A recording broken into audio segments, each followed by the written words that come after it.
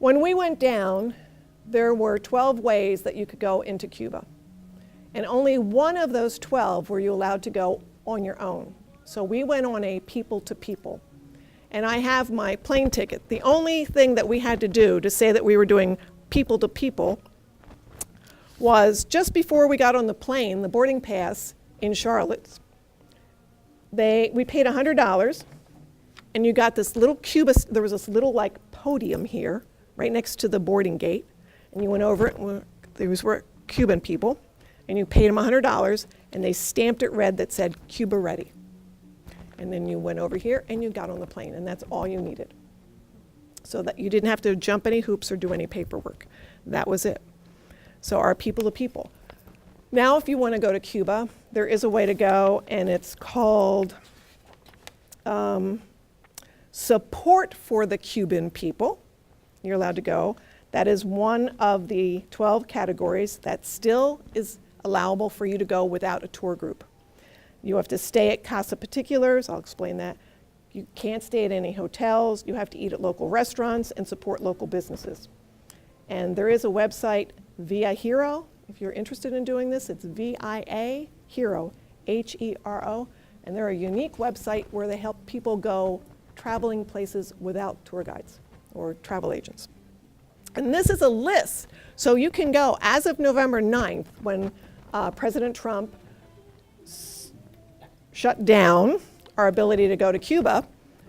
He actually, the U.S. Department of State posted specific hotels and places you may not go. And so these are places that the government of Cuba runs. So you can go to any Airbnb because it's wide open, and that's helping the people. All right, next. This was an interesting billboard, and it went by really fast. But how many of you know about the blockade that America did to Cuba? Okay, so this is trying to break the blockade, the brick wall, and that's Uncle Sam. When we were down there, in 3 weeks we met 9 Americans. We met a ton of people from Canada and France and Italy and the United Kingdom and Mexico. There are a lot of tourists in Cuba, and that's how Cuba is living right now, on the tourist industry, but not Americans. And so Fidel died, and Raul, his younger brother by 5 years, became the president of Cuba. And just to give you a little history, this is one side. In 2001, Raul said he'd like to see Cuba improve its relationship with the United States. He said, "I am among those who believe that it would be imperialism's interest to try, with our irreconcilable differences, to normalize relations as much as possible." Okay? In 2008, he's chosen as Cuba's National Assembly to be the country's new president. And in 2014, December 17th, Cuba and the United States announced plans to renew diplomatic relations after a half-century of tension. Then in 2016, Obama went to Cuba, and we went on a little hop-on, and they're like, that's where Obama was, and he smoked a cigar. You know, they were all so pleased that Obama came to Cuba. Fidel died in 2016, and Raul implemented numerous social, economic, and political reforms, including allowing Airbnb to start operating in Cuba starting in 2014. He is allowing people to start running their own small businesses. Before that, with communism, the government owned everything. So if you lived, I have to worry about my time, okay. If you lived in a house in Trinidad, where we went, and in 59, when the revolution took place and communism took over, your family had this home, and it could be quite lavish, maybe as big as this entire room. And maybe it was a family of 5, husband and wife and 3 children. Well, over the time, over the decades, as you have more children, this is your home. It's not possible to go out and buy another one because the government really owns everything. So you start partitioning rooms off, and then you start building up. But this is, and so there's a high degree of divorce, because when you have the third generation daughter-in-law coming in and she's raising her children different, there's a lot of tension in the homes, and that they talk about that tension when you're overcrowded. So you build up and up and up. And Raul said, beginning about 2013, 2014, you can rent out a room in your house. And those were called casa particulars. So there was a symbol, that was before Airbnb. So people from France and Italy and Canada would start renting rooms in homes because there are so few hotels there. In Havana, we could have stayed at a hotel for $750 a night, or we could have stayed at an Airbnb for about $42 a night. And the Airbnb, we had our own room, bathroom, air conditioning unit, small living room, and it was really nice. All white tile, it was beautiful. And there's not enough hotel rooms. That's why if you go through a travel agent, they cannot book you an Airbnb. We didn't know that beforehand. We always wondered, why couldn't they book us in the Airbnb? Well, travel agents don't get any kind of commission. That's a good word. I was going to say kickback. And so Airbnb, is not something you'll ever get through a travel agency. Okay, next one. So let's talk about the embargo. So long ago, when Fidel Castro did the revolution, took over the country from Batista, okay? He was a communist country, and in 1960, so that happened in 59. In 1960, Eisenhower broke off diplomatic relations with Havana, imposed a trade embargo to Cuba, and the relations between the two countries had been deteriorating ever since the year before. And the government, Fidel, nationalized all US businesses in Cuba without any compensation. So he just took everything that had been American there. In '62, Kennedy announced a complete economic embargo on Cuba. So that was like the end of Cuban economy, because if you made sugar in Cuba and sent it to Japan to make little candies, when it says complete, any Cuban sugar now cannot go in any candies to America. So all the other countries said, we don't want anything from Cuba, because we make stuff and we send it to America. So we don't want your metal, we don't want your rum, we don't want your sugar, we don't want anything that you have. And so Cuba had no money. It was like, it was huge. The Soviet Union, when Cuba said that, they have no money, there's nothing, nobody can eat, there's nothing, Soviet Union sent $4 billion a year to Cuba to make sure the communist country existed close to the United States. Surely made the United States happy. And that went on and on. Part of that was fuel, because Cuba had no way to run cars or generators or make electricity. In 1989, the Soviet Union collapsed. So money is no longer sent. So 89, 90, 91, 92, things are getting worse and worse in Cuba. By 1993, Cubans begin to starve. I'm sorry, this is really bad. Many animals are eaten, cats disappear, dogs disappear, and people die or flee the country. They're going in boats trying to get out. They're trying to say it's political reasons, but basically they're starving. It's called the special period in time of peace, and it was designated a famine. Every allowance of meat in the ration book is rarely available. So the ration book said every Cuban, since they couldn't get you work and there was no money coming in, the government said we have to feed you. So they were taking the money from the Soviet Union and buying grain and bringing it into the country, bringing in chickens and all that kind of stuff, eggs. So this is a ration card. And We saw them, and they're still being used. But it happened, let's go to the next page. Okay, this is what's available. You know, and some of it, you know, it's rice and pasta and a little ham. But it might not be in the room. Okay, next one. Because it'll be here and it'll be gone. So people, you can't fill your ration cards. You know, this is what there is. And we're in downtown Havana. There's just not enough food. This is actually people going in with their ration cards. We were not allowed to go in. We just wanted to buy a dozen eggs. Oh, that was a laugh, okay? Because there's not enough eggs for the people. Cubans are supposed to get, is it 1 chicken, 5 pounds of rice, 5 pounds of beans. Children under 12 get all the milk they can drink. And most of that you can't get every week. Now that was month. I'm sorry, that's a month. That's what you got.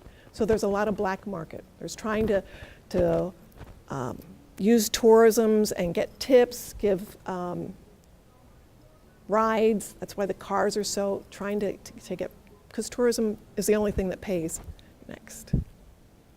We can go into a store as tourists and buy this.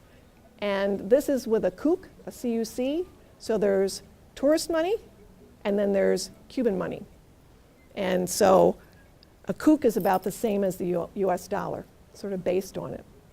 But it's just, that's not, Cubans don't have a dollar. You know, if they make 50 a month, they don't have a dollar to spend on a can of juice. Okay? And here it says, here's a CUC and here's the Cuban dollar. So, I forget what it was. Was it 7, 120, 20 to 1 or something like that? Yeah. The CUP? CUP is the Cuban money, and the CUC is the, it's still Cuban, but it's tourist dollars. Okay. So people stand around. They might be selling something from their house. They'll be out on the street selling bread. Or they'll be, you know, they'll go out in the farm and they'll get some green beans or bananas. So this is not on your ration card. But it's now allowed for a Cuban to do this and keep the money themselves. This is the line waiting to get in to get your Wi-Fi card. So I think it was like $5 for 10 minutes. So those are all tourists. And so this is the industry that builds up. This is somebody's house. They made a window in it. It's got a grill. And we can get a cup of coffee. Oh my gosh, was it just solid black, you know? But we had a Cuban coffee. And so you just go up to the window and you yell in, and I'm sure the glasses were not washed. We went several places where it's where we ate, where Cubans ate, and we never got sick. So the coffee was that strong. So, and this is Fernando. This is Fernando, and he runs the Airbnb that we stayed in. And so we were on Airbnb and emailing back to him. The interesting thing is, only Cubans can own Cuban property, but there's a way around it now. So a couple of years ago, a Brit came down, met Fernando, who had this apartment, and convinced Fernando to move in with his parents or girlfriend or whatever and manage it for him. So the Brit made our Airbnb on the second floor. It was beautiful, but the Brit had money. The Brit could pay Cubans to come in and tile and put in little sinks and all that. But the Brit is not allowed to handle the money.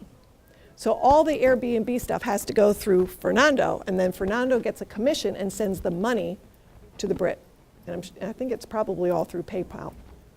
So, next. So this used to be somebody's house, and so in one room, she's serving. In the next room, they actually make the kitchen.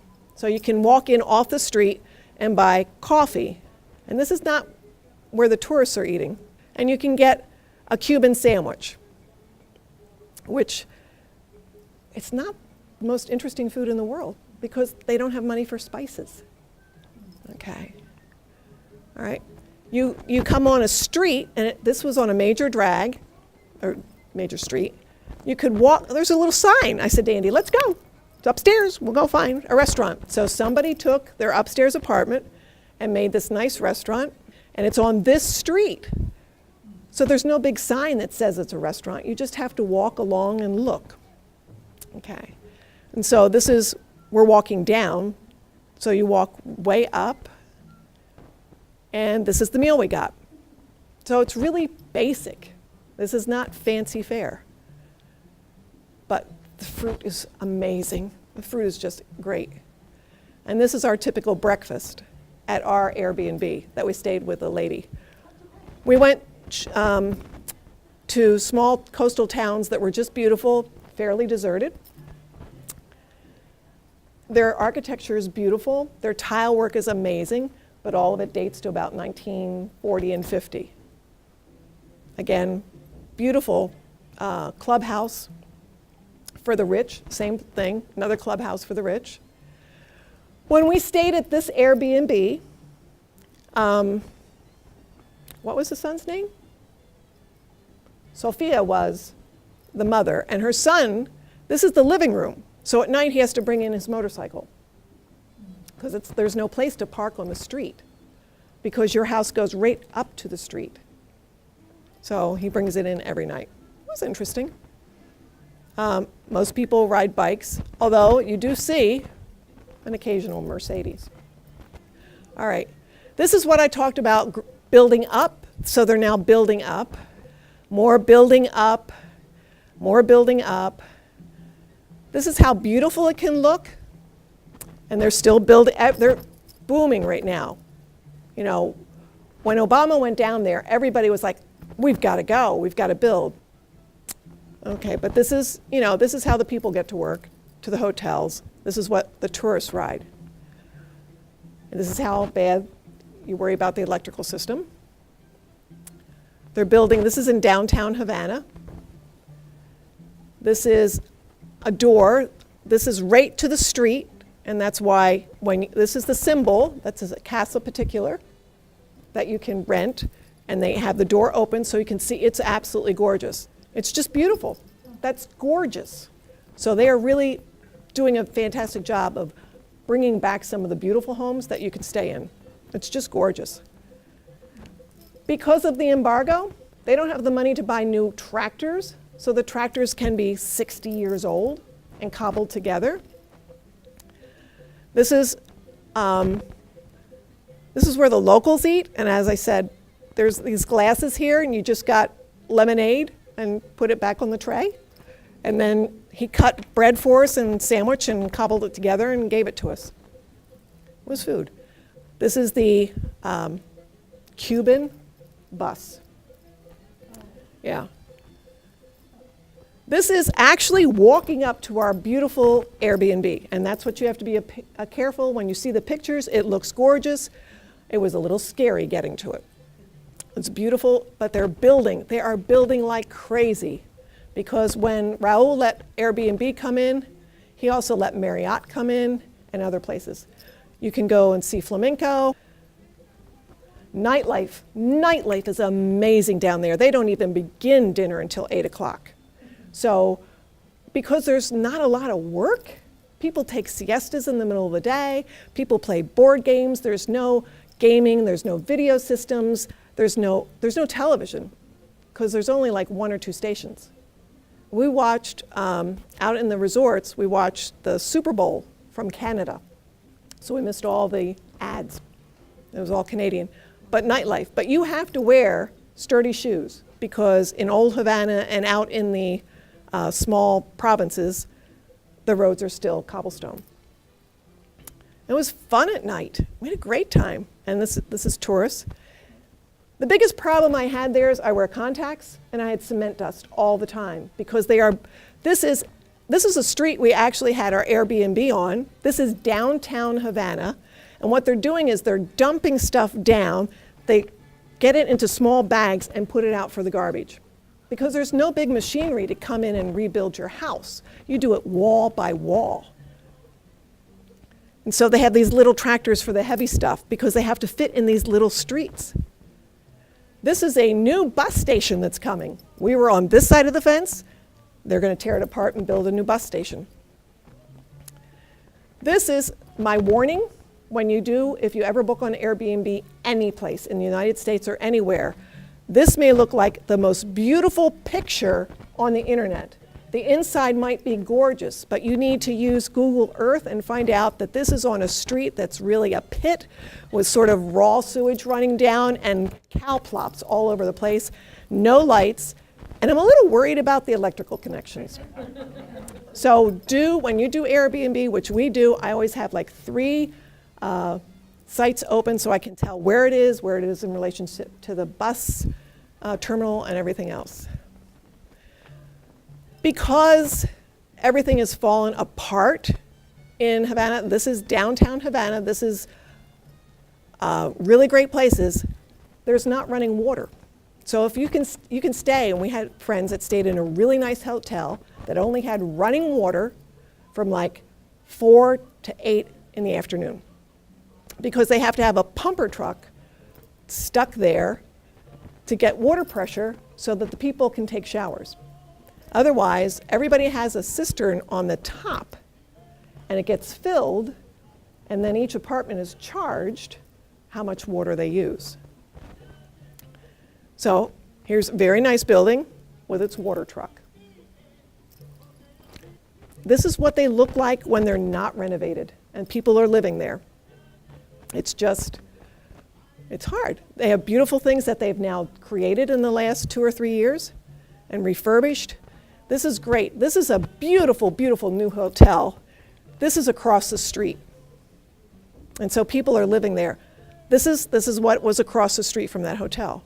You've got wires going in through, yeah, it's scary. But it's beautiful. And this is the kind of street you walk down and they clean it. This is our Airbnb in Havana. It's beautiful. Next one.